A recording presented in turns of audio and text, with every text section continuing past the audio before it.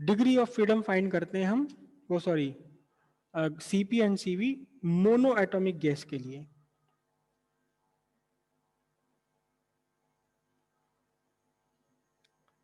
For mono atomic gas, mono atomic gas के लिए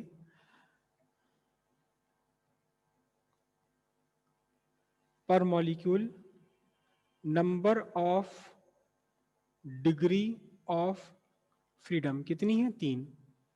पर molecule number of degree of freedom कितना है? 3 है। ठीक है। एनर्जी पर डिग्री ऑफ फ्रीडम कितना है? 1/2 kT। देयरफॉर टोटल एनर्जी पर मॉलिक्यूल, टोटल एनर्जी पर मॉलिक्यूल कितनी हो गई? 3/2 kT, जो कि हम पहले भी कैलकुलेट कर चुके हैं। 3/2 kT अगर आपको याद हो, ये टोटल एनर्जी पर मॉलिक्यूल हो गई। अब energy of 1 mole, energy of 1 mole of gas, energy of 1 mole of gas कितना हो जाएगा? 3/2 kT एक मॉलिक्यूल की एनर्जी है, और एक 1 मोल ऑफ गैस में कितने मॉलिक्यूल्स होंगे? एवोगैड्रो नंबर के इक्वल कर दो। याद करो कि के हमने कैसे बनाया था? के बनाया था R अपॉन Na, Na से मल्टीप्लाई करोगे तो R बन जाएगा 3/2 RT। ये R क्या है? यहां पर K नहीं है, ये R क्या है? ये R है universal gas constant. R is universal gas constant. समझ आई इतनी बात? और hence internal energy U is equal to हो गया 3/2 RT 1 मोल ऑफ गैस के लिए। 3/2 kT 1 मॉलिक्यूल के लिए है, और 3/2 RT 1 मोल ऑफ गैस के लिए। अब let the gas is heated at constant volume, तो Q is equals to 1 into CV dt। ये 1 क्या है? 1 मोल, और CV क्या है?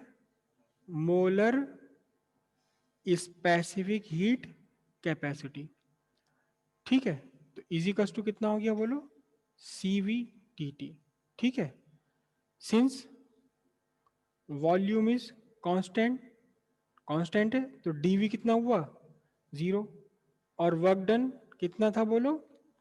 PdV, ये भी 0 हो जाएगा, है ना? तो मैं इसको हीट को भी dQ लिख देता हूं। अब by first law of thermodynamic क्या था बोलो? dQ is equal to du plus dW। dQ कितना है जी आपके लिए? dQ है CV dt। du कितना है? हैं?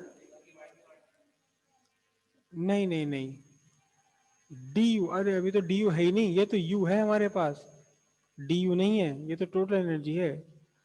अभी बाद में लगाएंगे। अभी pd भी निकल गया, dv निकल गया, du भी निकालना है, अभी यहां से du निकालना है।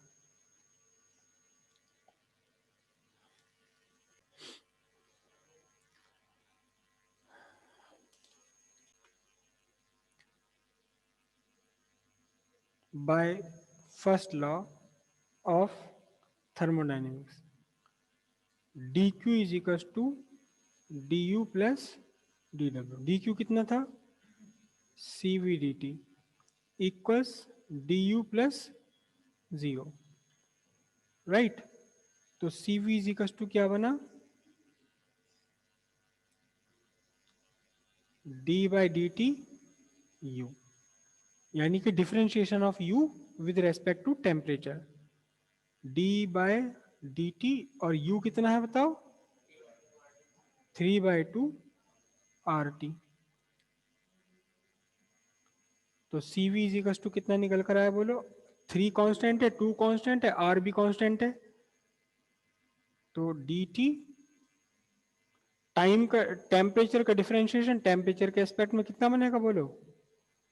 टेम्परेचर का डिफरेंशिएशन टेम्परेचर के रेस्पेक्ट में 1। समझ रहे हो? इसको मैं चलो थोड़ा सा लिख देता हूं। डिफरेंशिएशन टेम्परेचर का डिफरेंशिएशन टेम्परेचर के रेस्पेक्ट में कितना 1। तो अब आपके पास क्या निकल कर आया? सी वी टू निकल कर आई 3/2 R। एक तो ये निकल कर आ गई सी वी। अगली सीपी निकालना है, अब बहुत आसान है। CP minus C V to R होता है, तो सीपी टू कितना? R plus C V. CP to R plus C V कितना फाइंड कर लिया आपने? 3/2 R। तो सीपी टू कितना निकला? 5/2 R। एक ये सीपी निकल कर आ गया, और सीपी और सीवी निकल गया, तो गामा टू क्या है बोलो? CP by CV. Gamma CP कितना है देखो? 5/2, और ये 3/2 R से R कैंसिल होकर क्या बचेगा बोलो? 5/3। यहां से 5 बचेगा, यहां से 3 बचेगा। ये आपका निकल कर आ गया क्या? ये गामा निकल कर आ गया। हाँ जी, मोनो एटॉमिक गैस के लिए हम फाइंड कर रहे हैं सीपी, सीवी और गामा। एक पर मॉलिक्यूल, एक मॉलिक्यूल के लिए टोटल डिग्रीज ऑफ फ्रीडम है कितनी? 3। टोटल डिग्रीज ऑफ फ्रीडम कितनी है? 3 डिग्रीज ऑफ फ्रीडम है। और equipartition of energy, law of equipartition of energy के अकॉर्डिंग एक डिग्री ऑफ फ्रीडम पर एक मॉलिक्यूल में कितनी एनर्जी है? 1/2 kT। तो एक मॉलिक्यूल के लिए टोटल कितनी एनर्जी हो गई? 3 डिग्रीज ऑफ फ्रीडम है, एक डिग्री ऑफ फ्रीडम पर एनर्जी है 1/2 kT, तो 3 से मल्टीप्लाई कर दिया 3/2 kT। के बोल्ट्जमैन कांस्टेंट है यहाँ। ये एनर्जी ऑफ वन मॉलिक्यूल है। अब एनर्जी ऑफ वन मॉलिक्यूल है, तो 1 मोल ऑफ गैस के लिए कितनी एनर्जी होगी? एक मॉलिक्यूल की एनर्जी को नंबर ऑफ मॉलिक्यूल से मल्टीप्लाई कर दीजिए। 1 मोल ऑफ गैस में कितने नंबर ऑफ मॉलिक्यूल्स होते हैं?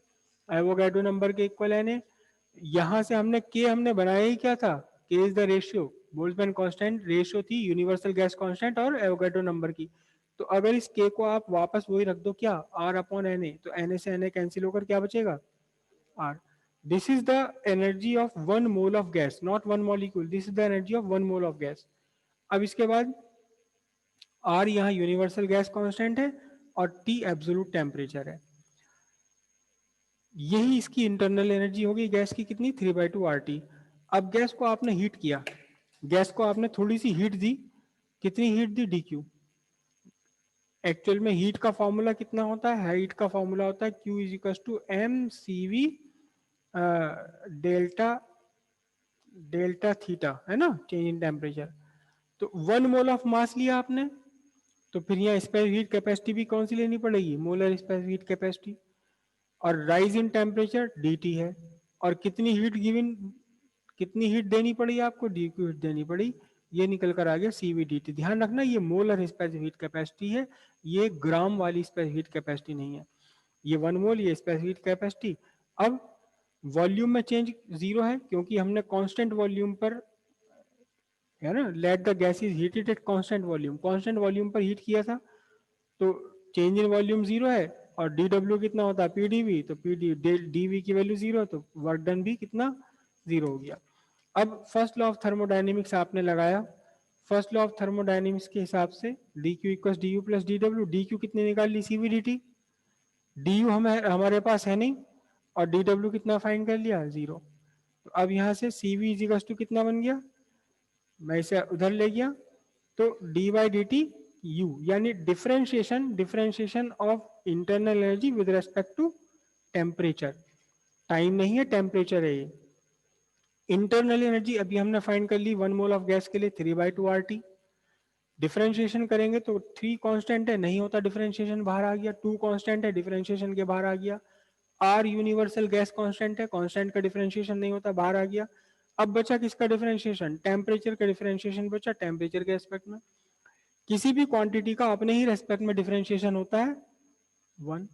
एक्स का एक्स के रेस्पेक्ट में डिफरेंशिएशन 1, टेम्परेचर का टेम्परेचर के रेस्पेक्ट में डिफरेंशिएशन 1। तो CV निकल कर आया 3/2 R। और CV 3/2 R आ गया, तो CP माइनस CV कितना होता है? मेयर इक्वेशन है R है, तो CP कितना बनेगा? CV को उधर लेगा, R प्लस CV।